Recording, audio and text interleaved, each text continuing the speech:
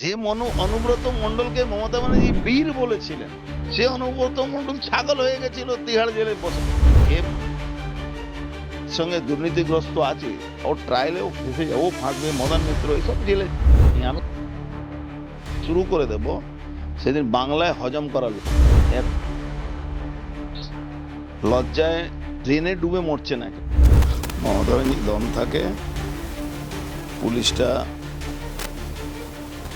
কে neutral করে দিন। ঠিক আছে, মমতা ব্যানার্জিকে না সরায় তাহলে বউ বাচ্চা কেউ কাউকে বাঁচাতে। 26শে বিধানসভা নির্বাচন এবং তার আগে বেশ কয়েক মাস বাকি রয়েছে এবং একদিকে যেমন নরেন্দ্র মোদী গতকাল উত্তরবঙ্গ সফরে এসেছিলেন এবং তারপরেই অমিত শাহ তিনিও বঙ্গ সফরে আসতে চলেছেন, কিন্তু তার মাঝে মুখ্যমন্ত্রী মমতা বন্দ্যোপাধ্যায় নরেন্দ্র মোদীকে ধরে ধরে বেশ কিছু কটাক্ষ করেছেন। এর পাশাপাশি তিনি বলেছেন বিজেপির যদি দম থাকে তাহলে আজকে যেন তারা নির্বাচন করিয়ে নিতে পারে, ভোট করিয়ে নিতে পারে। এই মুহূর্তে আমাদের সাথে রয়েছেন অর্জুন সিং, বিজেপির দাপুটে একজন নেতা। দাদা, তুমি বাংলা হ্যান্ডে আমি স্বাগত জানাচ্ছি। সরাসরি যে প্রশ্নের দিকে ঢুকছি, মমতা বন্দ্যোপাধ্যায় গতকাল প্রেস কনফারেন্স করে বললেন যে দম থাকলে ভোট করিয়ে নিন। বিজেপি কি প্রস্তুত আছে? বিজেপির দম রয়েছে? মমতা ব্যানার্জির দম থাকে, পুলিশটা কে নিউট্রাল করে দিন। আজকে হলে আজকে ভোটে চলে যান, কিন্তু পুলিশকে নিউট্রাল তখনই হবে কি উনাকে রিজাইন করতে হবে।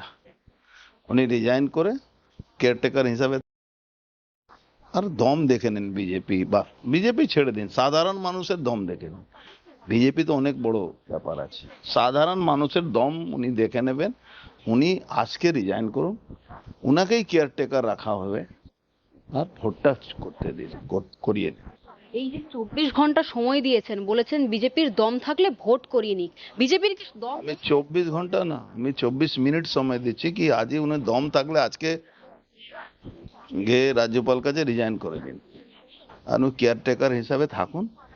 এই পুলিশ তখন, যে পুলিশকে যেভাবে অপমান করা হচ্ছে, যেভাবে তাদেরকে চাকর বাকর বানিয়ে দেওয়া হয়েছে, সেই পুলিশ যখন ওনার পাশে থাকবে না, উনি প্রায় 80,000 85,000 বুথে হয়তো 5,000 বুথে এজেন্ট দিতে পারবেন, বাদ বাকি জায়গায় এজেন্টও দিতে পারবেন না। আচ্ছা, এই যে মুখ্যমন্ত্রী একাধিকবার বঙ্গ বিজেপির যে নেতৃত্ব রয়েছেন আপনাদের মতো নেতৃত্বদেরকে হালকায় নিচ্ছেন, এমনটা কেন? হ্যাঁ, দেখুন, পশ্চিমবাংলা পুলিশ আর জেহাদি এই বাদ দিয়ে পশ্চিমবাংলা কোনো মানুষ মমতা ব্যানার্জির সঙ্গে নেই। এখানে রাষ্ট্রবাদী মুসলমান আছে যারা হয়তো কেউ কংগ্রেস করছে, কেউ সিপিএম করছে, যারা লড়াই করলো। দেখলেন আপনি একটা কোঅপারেটিভ ব্যাংক, কোঅপারেটিভের লড়াই হলো সমবায় মুর্শিদাবাদ, সেখানে হেরে ভূত হয়ে যেত। কিন্তু কিছু জেহাদি সংগঠনগুলোকে ওনার সমর্থন আছে। আপনি দেখেছেন বাংলাদেশে আনসারুল্লাহ, বাংলার যে মেন কর্তা ছিল, সে বলেছিল আপনি এক্সটেন্ডেড বাংলাদেশ করে দিন, আপনি ভারত থেকে বেরিয়ে আসুন। তো কিছু জেহাদিরা সংগঠন ওনার সঙ্গে আছে, আর কিছু বেনিফিশিয়ারি আছে, পুলিশ আর গুন্ডা আছে, বাদ বাকি কেউ নেই। উনি যা বলছেন ও ফ্রাস্ট্রেশনে বলছেন। এই যে নরেন্দ্র মোদীকে পরিযায়ী পাখির সাথে তুলনা করছেন, দেশের তো প্রধানমন্ত্রী উনি। পরিযায়ী পাখিকে মাঝে মাঝে কাপড় পাঠান, মাঝে মাঝে মিষ্টি পাঠান, পরিযায়ী পাখি মাঝে মাঝে ম্যানেজ করতে হয়। এখন একটু গরম টরম দেখিয়ে কিছু মুসলমান ভোট বাড়াবার চেষ্টা করছে, তার কিছু। সবাই বাংলার মানুষ, হিন্দু মুসলমান সবাই বুঝে গেছে। আর জেহাদিদের সমর্থন নিয়ে উনি ক্ষমতায় থাকতে চাইছেন। কিন্তু আপনি দেখুন সারা ভারতবর্ষে অনুপ্রবেশকারী জেহাদিরা যেখানেই আছে, তাদের ভোটার কার্ড, আধার কার্ড কিন্তু বাংলা থেকে আছে। তো সে রাস্তা হচ্ছে। মমতা ব্যানার্জি এটা শেষ, আর পশ্চিমবাংলায় হিন্দুদের জন্য এটা শেষ ভোট। যেরকম মমতা ব্যানার্জি এটা শেষ ভোট, আর পশ্চিমবাংলায় হিন্দু বাঙালিদেরও শেষ ভোট।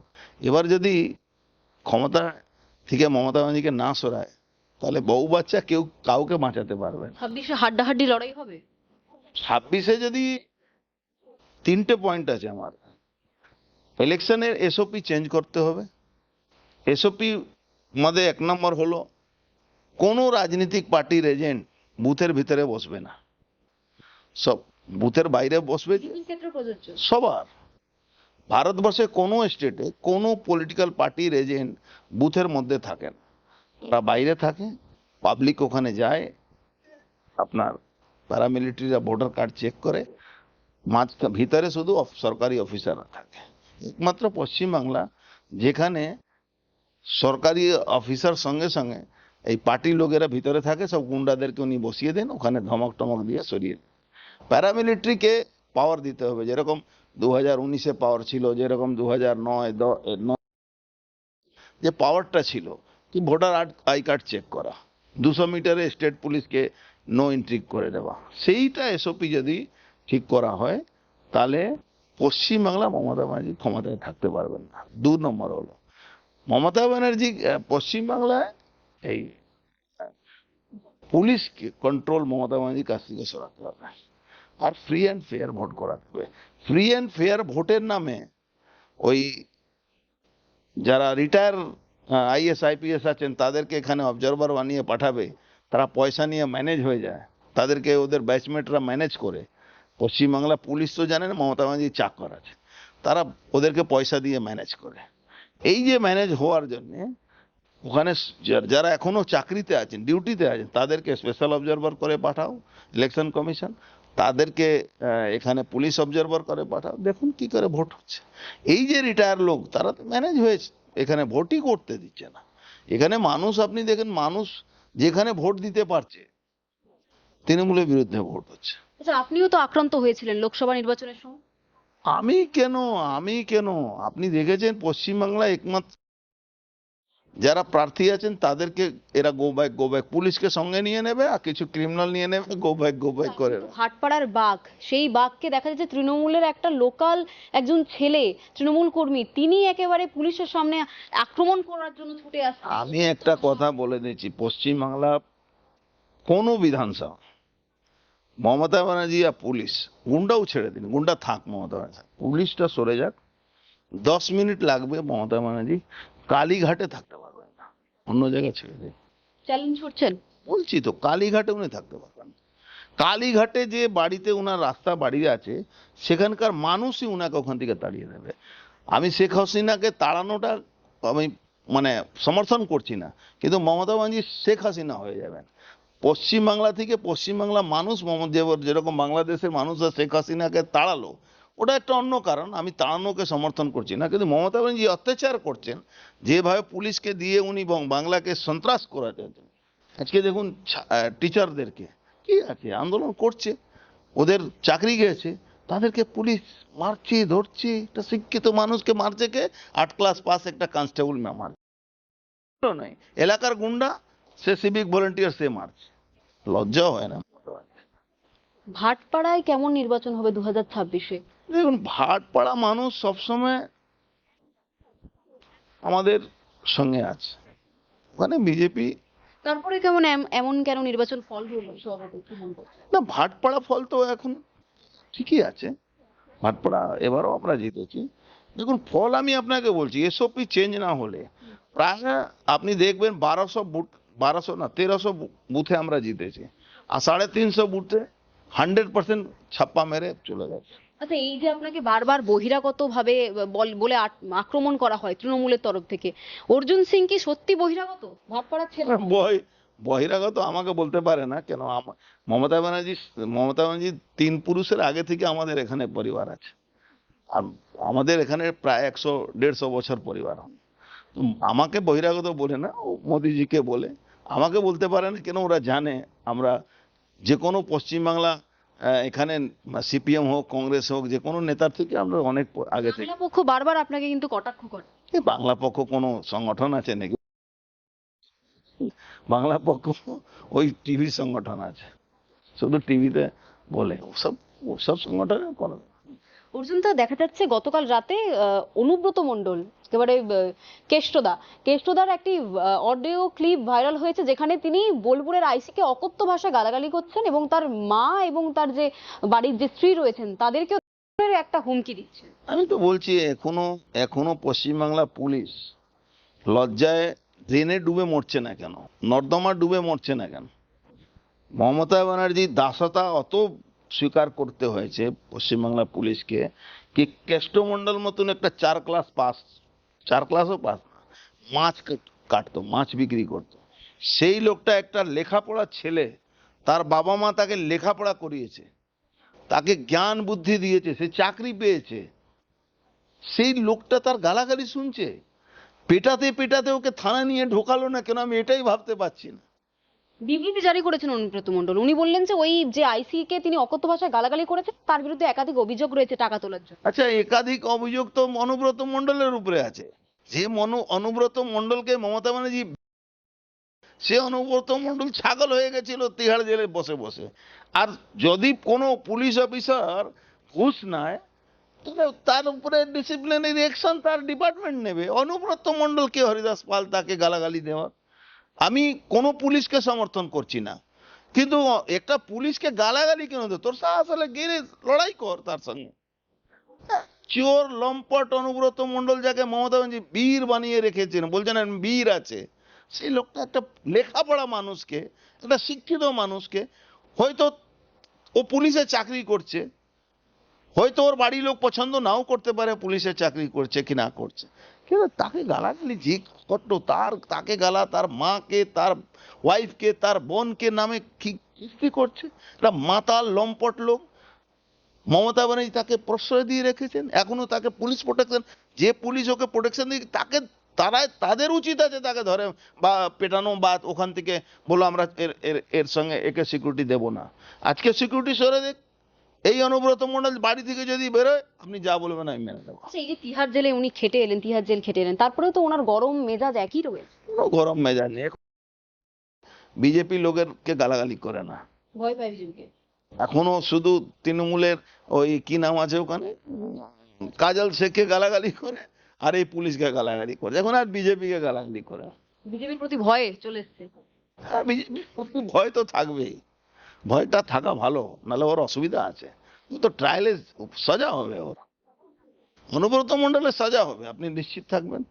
আবার জেলে যেতে পারে উনি। সাজা হবে, ট্রায়াল শুরু হচ্ছে, খুব শীঘ্রই ট্রায়াল শুরু হচ্ছে। ওর যারা যে যেভাবে ও এর সঙ্গে দুর্নীতিগ্রস্ত আছে, ওর ট্রায়ালেও ফেঁসে যাবে, ও ফাঁসবে, মদন মিত্র এসব জেলে যাবে, এদের ট্রায়ালে জেলে যেতে হবে। এই যে পার্থ চট্টোপাধ্যায়, তিনি জেলে রয়েছেন, মমতা বন্দ্যোপাধ্যায় কোথাও কি যেন দুঃখ প্রকাশ করেন যে পার্থটা এখনো জেল খাটছে। হবে না, যে টাকা তুলে দিয়েছে উনাকে, বাড়ি কোটি কোটি টাকা উনাকে দিয়েছে, ও তো যে টাকা ওর কাছ থেকে যে ধরা পড়েছে, ও 10% হবে আমার মনে হচ্ছে, 0.10%। হাজার হাজার কোটি টাকা মমতা ব্যানার্জিকে দিয়েছে, হাজার হাজার কোটি টাকাও মমতা ব্যানার্জিকে দিয়েছে, 0.10%। আপনি তো কিছু সময়ের জন্য তৃণমূলে গিয়েছিলেন, তৃণমূলের মধ্যে দুর্নীতি এগুলো কি চলে, প্রকাশ্যে দেখেছেন? দেখো, তৃণমূল 5 বছর পার্টি পার্টি মতন চলেছে, 5 বছর পরে যারা টাকা দিল তারা মন্ত্রী ছিল, তারা টাকা দিল, তারা চেয়ারম্যান, তারা গিয়ে না, টাকা ওখানে কোনো কাজ নেই, ওটা ওয়ান ওয়ে ট্রাফিক। চোখের সামনে দেখেছেন যখন তৃণমূল?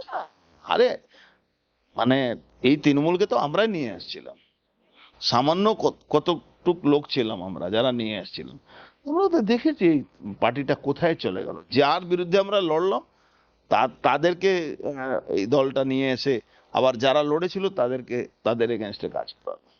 ভাটপাড়ায় অর্জুন সিং এর দাপট কি এখনো রয়েছে নাকি কোথাও মলিন হয়েছে? দাপট বলে কোনো শব্দ নেই। দাপট আবার কি? আমাদের মানুষ আমাদেরকে ভালোবাসে, পছন্দ করে, দাপট আর কি আছে? রাজনীতি যারা করে তাদের দাপট, আমরা কি কেষ্টমণ্ডল আছি নাকি? এরা লুচ্চা লাফাঙ্গা লোক, যে কিন্তু এটা আপনার প্রতিপক্ষ বলে আপনি গুন্ডাগিরি করছেন ওখানে, দাপটে একদম আমি গুন্ডাগর্দি করলে আমার লড়াই সবসময় মমতা ব্যানার্জির সঙ্গে হবে।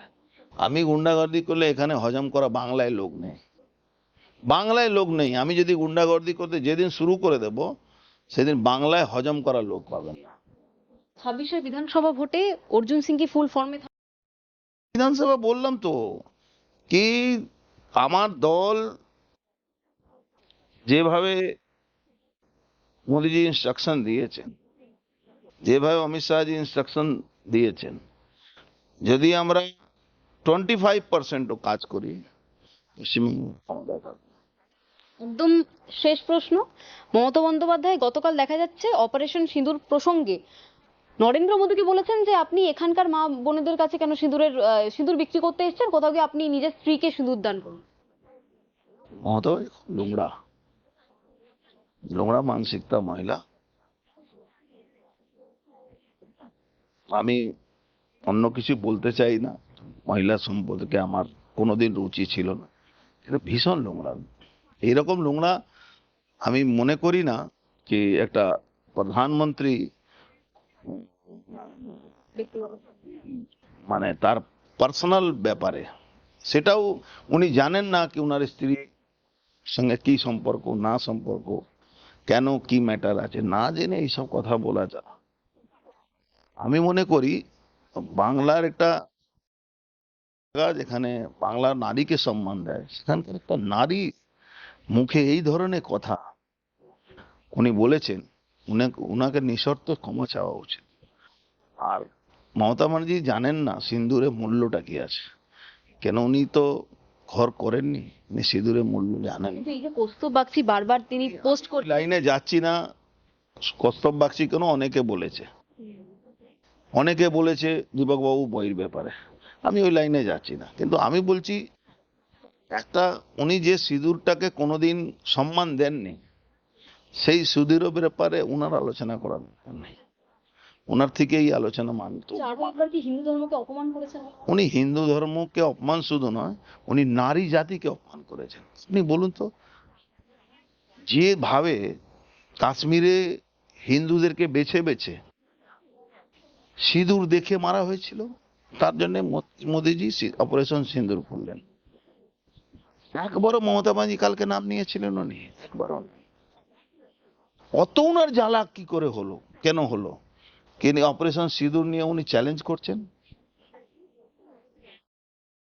মুর্শিদাবাদে বেছে বেছে পুক মেরে মেরে হিন্দুদের বাড়ি পোড়ানো হলো, একজন দুই ছেলে বাবাকে খুন করা হলো, ওখানে লোক রাখা হলো, ওখানকার এমএলএ ওখানকার কাউন্সিলর লোক রেখেছিল কতক্ষণ মরবে, পুলিশ 4 ঘন্টা 5 ঘন্টা 8 ঘন্টা আসলো না, তারপরে উনি সিঁদুরের কথা ভাবছেন। আমি বাংলার মা বোনদেরকে বলবো, আপনারা আপনাদের সিঁদুর কিন্তু খুব মানে ডেঞ্জার অবস্থা আছে। এই মহিলা এই সিঁদুরের মূল্য জানে না, এই মহিলাটাকে থেকে বাঁচুন আপনারা। এই 1000 টাকা দিয়ে আপনার সিঁদুর ভাবছে সিঁদুরের মালিক কে হয়ে গেছে, এই মহিলাটাকে ক্ষমা করবেন না। বাংলা হান্টের আরও খবর দেখতে নজর রাখুন। বাংলা খবর মানেই বাংলা হান্ট।